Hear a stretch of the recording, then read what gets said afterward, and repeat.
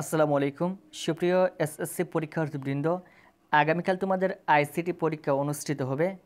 তোমাদের আইসিটির জন্য আজকের এই ভিডিওতে প্রথম অধ্যায়ের এমসিকিউ নিয়ে আলোচনা করব, যেখানে তোমাদের প্রথম অধ্যায় তথ্য ও যোগাযোগ প্রযুক্তি এবং আমাদের বাংলাদেশ এই প্রথম অধ্যায়ের যে সকল গুরুত্বপূর্ণ এমসিকিউ রয়েছে সেগুলো তোমাদেরকে সাজেশন দিয়ে দিব।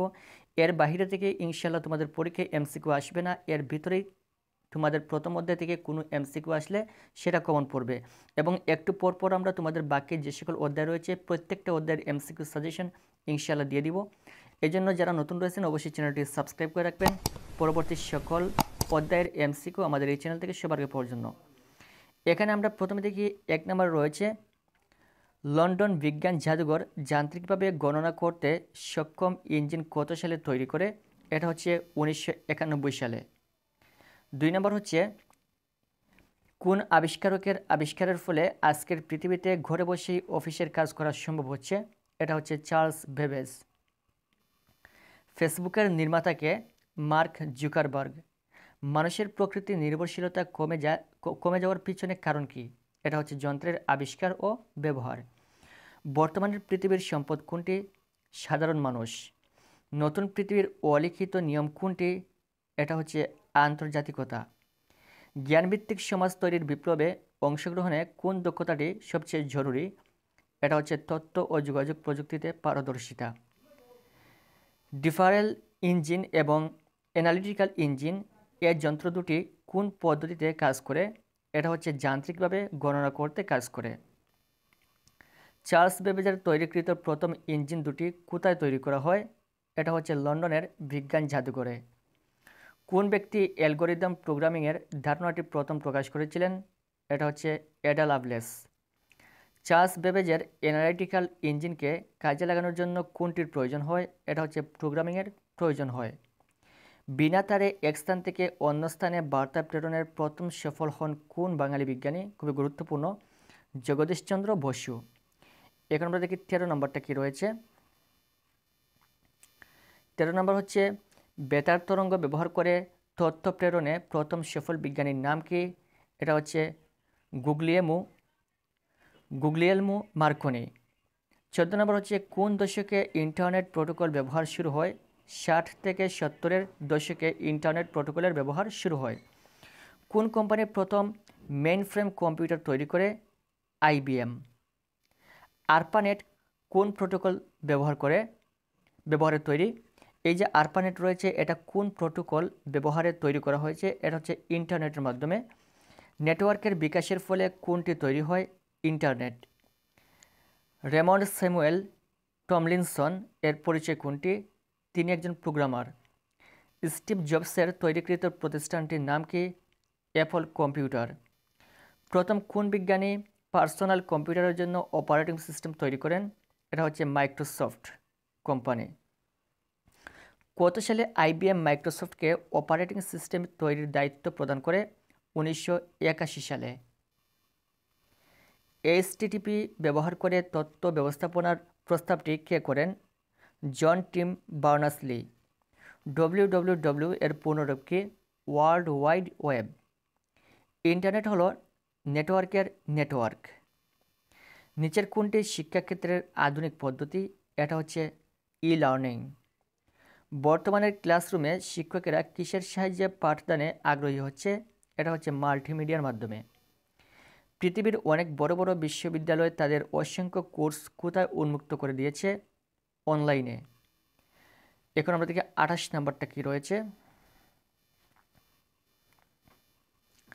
২৮ নম্বর হচ্ছে, ই লার্নিংয়ের জন্য সর্বপ্রথম এবং অবশ্য প্রয়োজনীয় উপাদান কোনটি? ইন্টারনেট। 4G হলো অনুমতিপত্র। পরীক্ষার ফলাফল এখন মুহূর্তে জানা যায় কোন ব্যবস্থার কারণে? এটা হচ্ছে ডিজিটাল ব্যবস্থার কারণে পরীক্ষার ফলাফল এখন মুহূর্তেই জানা যায়। জেলা প্রশাসকের কার্যালয়ের সকল সেবা সহজে পেতে গৃহীত নতুন পদক্ষেপটির নাম কি? এটা হচ্ছে ই সেবা। কোন প্রক্রিয়া চালুর ফলে সরকারি দপ্তরসমূহের মধ্যে আন্তঃসংযোগ বৃদ্ধি পাচ্ছে? ই গভর্নেন্স। সরকারি কিংবা বেসরকারি পর্যায়ে সেবা প্রদানে আধুনিক রূপ কোনটি? এটা হচ্ছে ই সার্ভিস। দেশের এক স্থান থেকে অন্য স্থানে টাকা পাঠাতে সরকার কোন পদ্ধতি চালু করে? এটা হচ্ছে এমটিএস। জমির রেকর্ডের অনলাইনে সংগ্রহ করার পদ্ধতিকে কি বলে? এটা হচ্ছে ই পর্চা।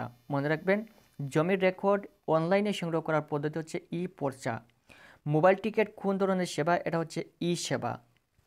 ইন্টারনেটের মাধ্যমে রোগীদের দেখার সেবা দেওয়ার পদ্ধতিকে কি বলে? এটা হচ্ছে টেলিমেডিসিন।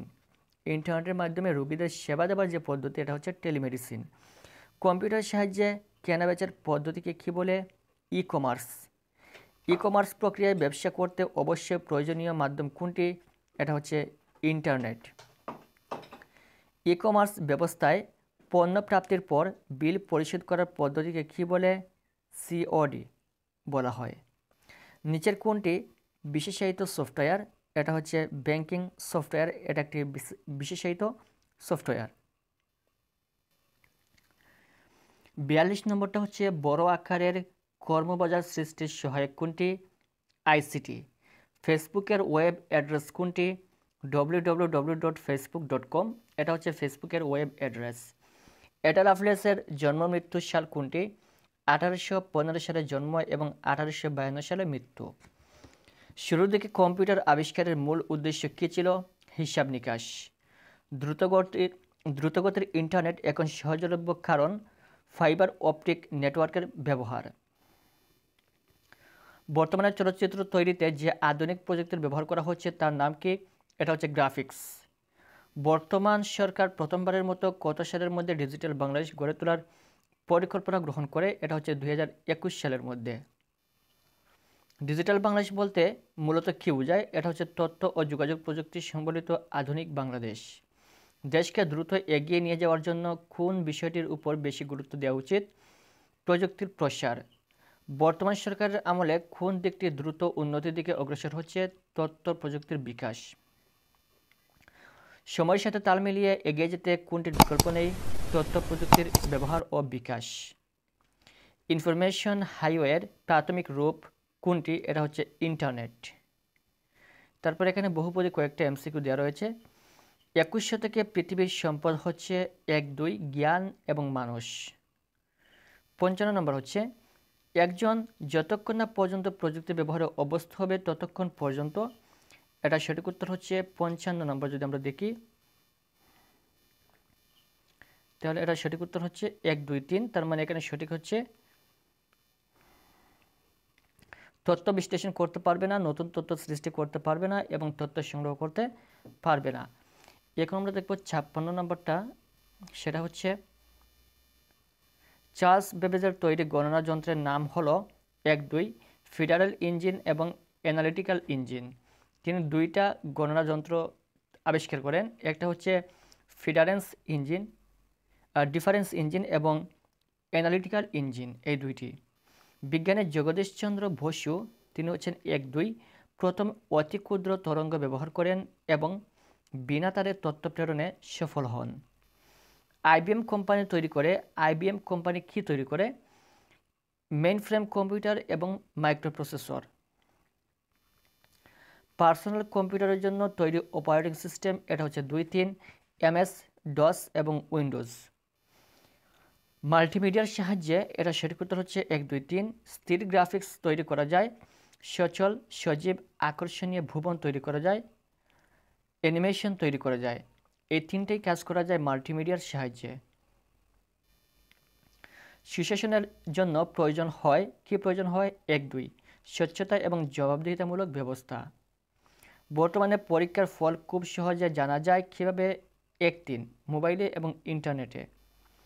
ই গভর্নেন্সের মূল বিষয় হলো, এটা হচ্ছে 1-2-3 নাগরিকের জীবনমান উন্নত করা, হয়রানিমুক্ত রাখা এবং সুশাসন। 64 নম্বরটা হচ্ছে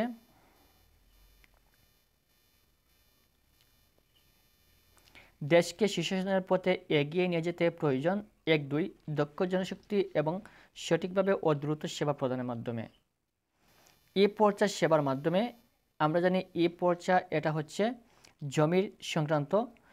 তাহলে ই পর্চা সেবার মাধ্যমে দেশের বাইরে থেকে এ সেবা নেওয়া যায় এবং জমির রেকর্ডের অনুলিপি পাওয়া যায়। 1-3 কর্মক্ষেত্রে আইসিটির প্রভাব লক্ষ্য করা যায়, তা হলো 1-2 নতুন কর্মক্ষেত্র সৃষ্টি, বাজার সম্প্রসারণ ও কর্মদক্ষতার বৃদ্ধি। প্রচলিত কর্মক্ষেত্রে আইসিটির ব্যবহারের ফলে এটা হচ্ছে 1-2 স্বচ্ছতা ও জবাবদিহিতা বেড়েছে এবং কর্মীদের দক্ষতা বেড়েছে। 68 নম্বর হচ্ছে ডিজিটাল বাংলাদেশের পিছনের মূল কথা হলো 1-2-3 মানবাধিকার, গণতন্ত্র এবং দায়বদ্ধতা। এখানে একটা উদ্দীপক দেওয়া রয়েছে, শিক্ষক ক্লাসে 21 শতক ও তথ্য প্রযুক্তি বিষয়ে পড়াচ্ছিলেন। তিনি 21 শতাব্দীতে আলোচিত দুটি গুরুত্বপূর্ণ বিষয়ের প্রতি আলোকপাত করেছিলেন। এখান থেকে দুইটা কোয়েশ্চেন আনসার করতে হবে। প্রথমত হচ্ছে 21 শতকের সবচেয়ে গুরুত্বপূর্ণ উপাদান কোনটি? এটা হচ্ছে তথ্য যোগাযোগ প্রযুক্তি। শিক্ষক যে সকল বিষয়ের প্রতি আলোকপাত করেছিলেন এটা হচ্ছে 2-3 গ্লোবালাইজেশন এবং ইন্টারন্যাশনালাইজেশন। এখানে আরেকটা উদ্দীপক রয়েছে, শিবলি অনলাইনে একটি কেনাকাটার ওয়েবসাইটে গিয়ে হুমায়ুন আহমেদের দেয়াল বইটি অর্ডার করে এবং সাথে সাথে মূল্য পরিশোধ করে দেয়। শিবলি কোন ব্যবস্থা গ্রহণের মাধ্যমে বইটি কিনেছে? এটা হচ্ছে ই কমার্স। অনলাইনে বেচা কেনা এটা হচ্ছে ই কমার্স।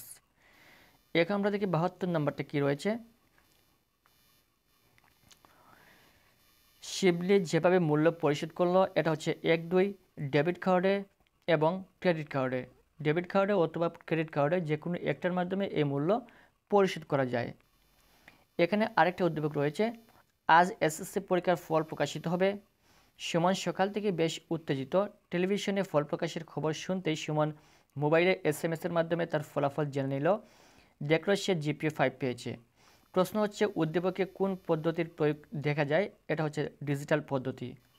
রাহাত আর যে পদ্ধতিতে ফলাফল জানতে পারত এটা হচ্ছে 2-3 ইন্টারনেট এবং স্কুলে গিয়ে। আমরা দেখি 75 নম্বরটা কি। এখানে দেখেন আরেকটা উদ্দীপক দেওয়া রয়েছে, শিক্ষক ক্লাসে ছাত্রছাত্রীদের সরকার প্রদত্ত ইলেকট্রনিক উপায়ে সেবা প্রদান ও এর বিভিন্ন বৈশিষ্ট্য সম্পর্কে লেকচার প্রদান করলেন। প্রশ্ন হচ্ছে শিক্ষকের আলোচিত বিষয়বস্তুটি কী ছিল? এটা হচ্ছে ই সার্ভিস। শিক্ষক যেসব বৈশিষ্ট্যের কথা জানালেন এটা হচ্ছে 1-2 স্বল্প খরচ এবং স্বল্প সময়। এখানে আরেকটা উদ্দীপক রয়েছে, এখান থেকে 77 ও 78 নম্বর কোয়েশ্চেনের আনসার করতে হবে। বিশ্বের অন্যান্য দেশের মতো বাংলাদেশও এখন কর্মক্ষেত্রে আইসিটির বহুমুখী প্রভাব লক্ষ্য করা যায়। প্রশ্ন হচ্ছে আইসিটির প্রভাব কোথায়? এটা হচ্ছে কর্মক্ষেত্রে। 78 নম্বরটা হচ্ছে এখানে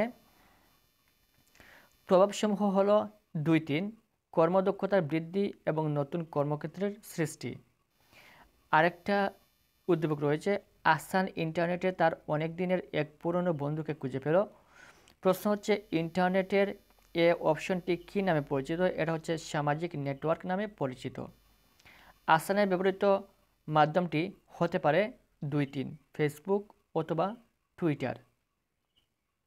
এই হচ্ছে তোমাদের প্রথম অধ্যায় থেকে মাত্র 80টি MCQ।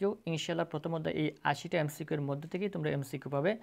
একটু পর আমরা দ্বিতীয় অধ্যায়ের MCQ এবং ধারাবাহিক প্রত্যেকটা অধ্যায়ের MCQ সাজেশন তোমাদেরকে দিয়ে দিব। যেহেতু আগামীকাল তোমাদের পরীক্ষা, অবশ্যই চ্যানেলটি সাবস্ক্রাইব করে রাখবেন। Thank you so much.